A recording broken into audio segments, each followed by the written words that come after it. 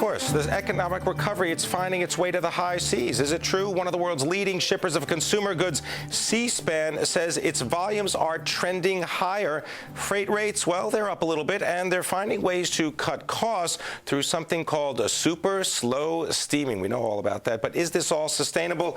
Well, let's find out, because we have an expert. We've got the CEO of Seaspan, Gerry Wang. Gerry, good to have you with us. Thanks so much for coming in. Good to see you again. Let's talk about the steaming, just so that everyone understands the details here.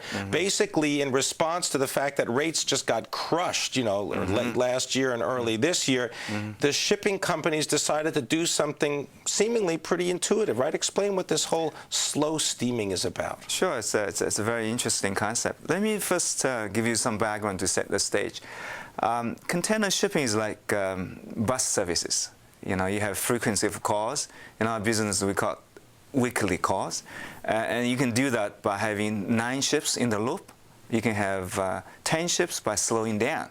That's what we do now. By slowing down the speed of the ships we have in the loop to achieve weekly services, we put in 1 more ship.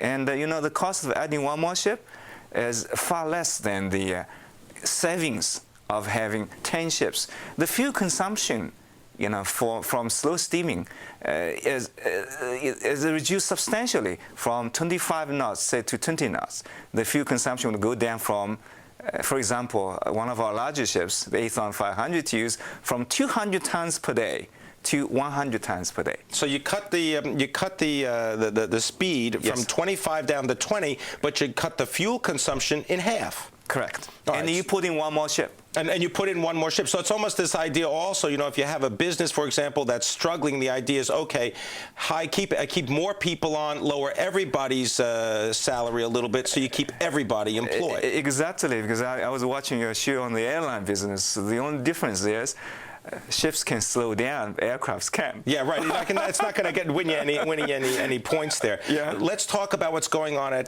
Seaspan and the container business right now. So, are you seeing some stabilization in terms of volumes? I say that with certainty. And you know, you look at Q4 last year and Q1 this year you mentioned, that was really panicking. Things were really bad. Everybody was expecting a long recession ahead of us. And you look at what is happening right now. As I said, the volumes are up, freight rates are firmer, and the liner majors, the operators are doing way better than they thought. But you know, things, even though things are better, but still a case-by-case situation. Some operators are suffering. But overall speaking, people like us, the Seaspan, who have strong balance sheet, you know, are quite relaxed because we don't have any ships coming out for renewal this year. We have a couple of them next year. All our ships are on long-term contracts, 10, 12 years.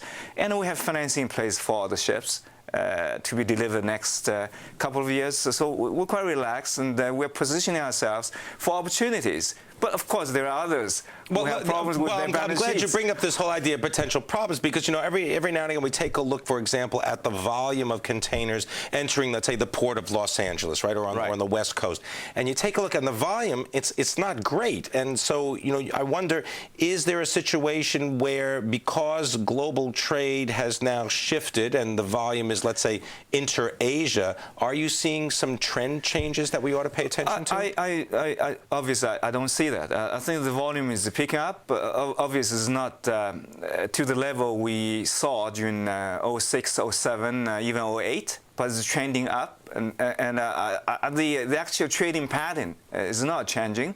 The capacity side is really well taken care of. The operators, you know, have done a great job by doing slow steaming, by deferring the deliveries of new ships, by laying up ships, by scrapping the older ones. So, frankly speaking, in my opinion, you know, it's a little bit overdone.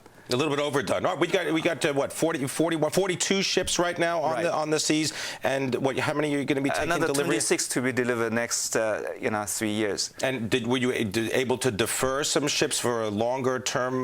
We've deferred some ships already, and we're looking at you know, the market conditions. If our customers, our charters want us to defer, we would definitely consider. Opportunistic, I think. Opportunistic. There you go. So you know, market conditions are probably the main driver.